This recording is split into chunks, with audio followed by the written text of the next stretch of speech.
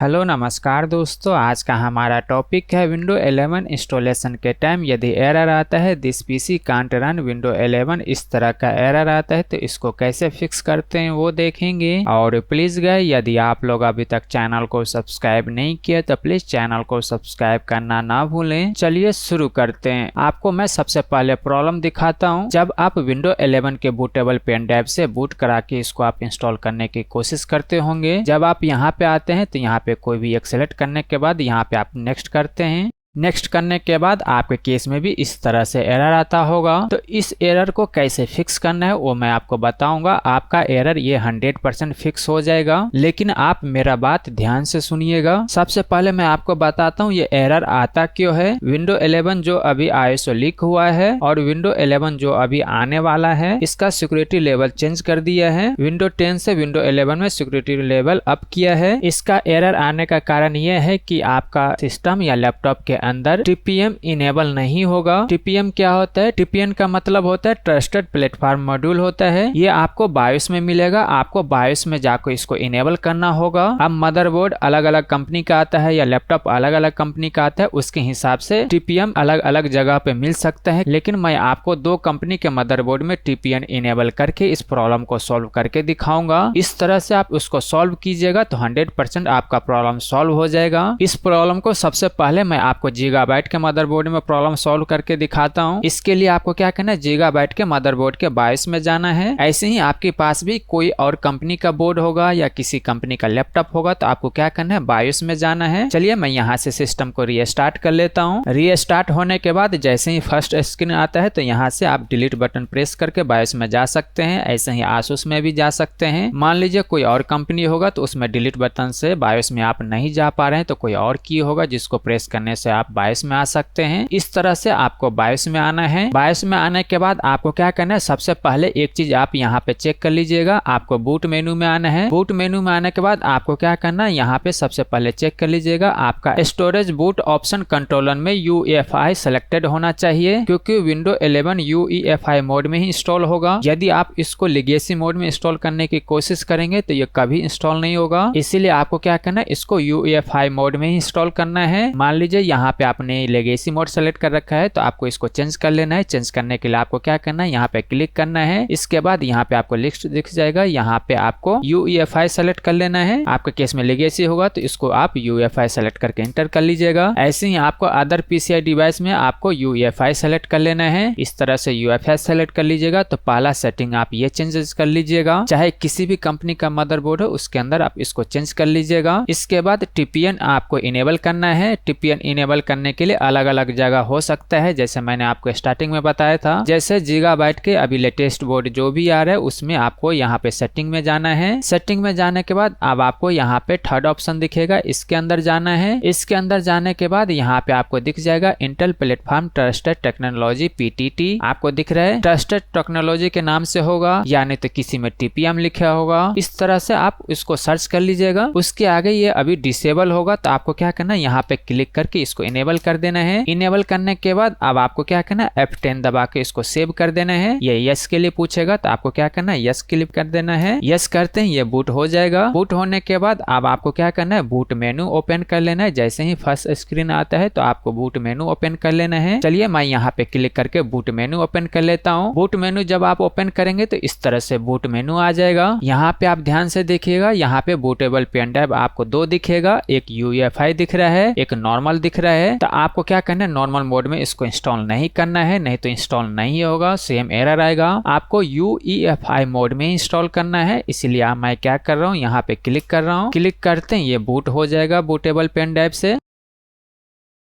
इसके बाद ये विंडो आ जाएगा। अब आपको क्या करना है, यहाँ पे नेक्स्ट कर देना है। इसके बाद इंस्टॉल नाउ पे क्लिक कर देना है। इसके बाद यदि आपका की है तो की डाल लीजिएगा, नहीं है तो आई डोंट हैव पे क्लिक कर दीजिएगा। इसके बाद यहाँ पे कोई एक सेलेक्ट कर लीजिएगा। अब आपको यहाँ पे नेक्स्ट पे क्लिक कर देना है। नेक्स्ट पे क्लिक करते हैं। यहाँ पे आप देख रहे हैं ये स्क्रीन आ गया। अब आप आगे इंस्टॉल कर सकते हैं, लेकिन पहले जैसे ही नेक्स्ट पे क्लिक कर रहे थे तो वहाँ पे एक एरर आ रहा था जो स्टार्टिंग में दिखाया था। वो एरर अभी बंद हो चुका, तो उस एरर को आप बायोस में सेटिंग करके इसको सॉल्व कर सकते हैं। अभी मैं आपको गीगाबाइट में करके दिखाया हूँ। चलिए अब आपको मैं आसूस मदरबोर्ड में इस प्रॉब्लम को सॉल्व करके दिखाता हूँ। सबसे पहले इस मदरबोर्ड में ये प्रॉब्लम आता है या नहीं आता है वो चेक कर लेते हैं। यहाँ पे मैं सेलेक्ट कर रखा हूँ। इसके बाद यहाँ पे मैं नेक्स्ट पे क्लिक करता हूँ। नेक्स्ट पे क्लिक करते हैं। यहाँ पे भी इस तरह से एरर आता है। आप देख रहे हैं आसूस मदरबोर्ड में भी इस तरह से एरर आ रहा है। इस एरर को आसूस मदरबोर्ड में भी फिक्स करके दिखाता हूँ। इसको फिक्स करने के लिए आपको क्या करना है, इसके बायोस में जाना है। चलिए मैं रीस्टार्ट करके बायोस में जाता हूँ।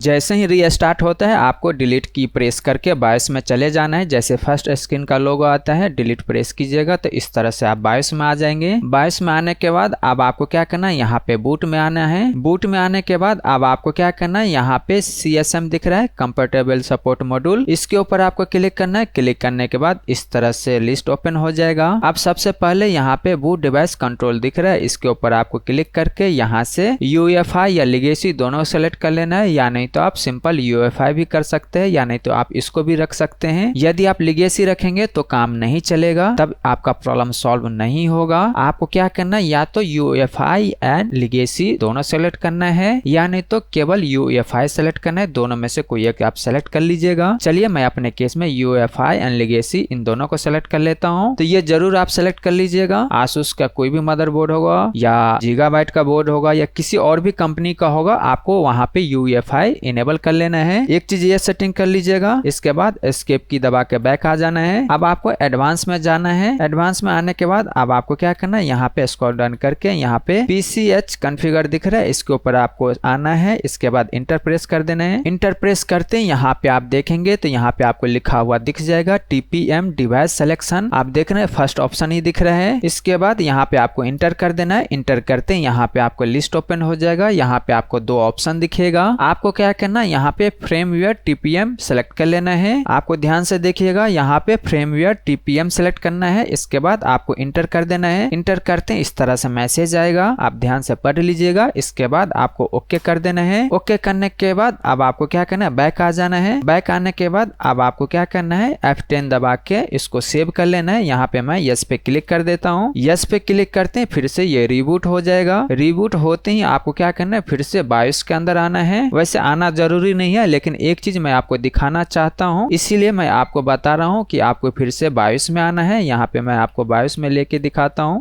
यहाँ पे मैं बायोस में आ गया। अभी मैं क्या करूँ, आपको एडवांस में लेके जाता हूँ। एडवांस में लेके जाने के बाद यहाँ पे आप देख रहे हैं, अभी आप देख रहे हैं PCH के नीचे ट्रस्टेड कंप्यूटिंग आ गया। पहले नहीं आ रहा था। जब आप यहाँ से इसको सेलेक्ट करेंगे और सेव करेंगे, जब दोबारा रीस्टार्ट होगा उसके बाद ये ट्रस्टिंग कंप्यूटिंग यहाँ पे आ जाएगा। यदि इसके अंदर और भी ज्यादा सेटिंग करना चाहते तो यहाँ से आप ज्यादा कंट्रोल मिल जाता है, कि मान लीजिए यहाँ से आपको अलग वर्जन चाहिए तो अलग सेट कर सकते हैं। तो ये एडवांस सेटिंग है, आपको ये सब करने की जरूरत नहीं है। बस आपको TPM इनेबल कर लेना है। ये सिंपल मैं आपको दिखाने के लिए बताया, नॉलेज के लिए बताया। यहाँ नहीं भी आएंगे तो चलेगा। इसके बाद यहाँ पे आप सेव करके रिबूट कर लीजिएगा। रिबूट होने के बाद अब आपको क्या करना है, बूट मेनू में आ जाना है। चलिए मैं यहाँ पे बूट मेनू में आ जाता। आसूस में बूट मेनू में आने के लिए F8 होता है। F8 दबा के आप बूट मेनू में आ सकते हैं। बूट मेनू में आने के बाद अब आपको क्या करना है, यहाँ पे UEFI सेलेक्ट करना है। यहाँ पे आपको दो दिखेगा, एक नॉर्मल दिखेगा, एक UEFI दिखेगा। हमेशा आपको UEFI ही सेलेक्ट करना है, तो ही आपका प्रॉब्लम सॉल्व होगा, नहीं तो विंडो 11 इंस्टॉल नहीं होगा। सेलेक्ट करने के बाद आपको इंटर कर देना है। इंटर करते हैं ये रिबूट हो जाएगा। इसके बाद ये विंडो आ जाएगा। अब आपको क्या करना है, यहाँ पे नेक्स्ट पे क्लिक कर देना है। इसके बाद आपको इंस्टॉल पे क्लिक करना है। इसके बाद यहाँ पे आपको यदि की है तो की डाल लीजिएगा, नहीं है तो यहाँ पे क्लिक कर लीजिएगा। इसके बाद ये विंडो आ जाएगा। अब आप यहाँ पे कोई एक सेलेक्ट कर सकते हैं। इसके बाद आपको नेक्स्ट पे क्लिक कर देना है।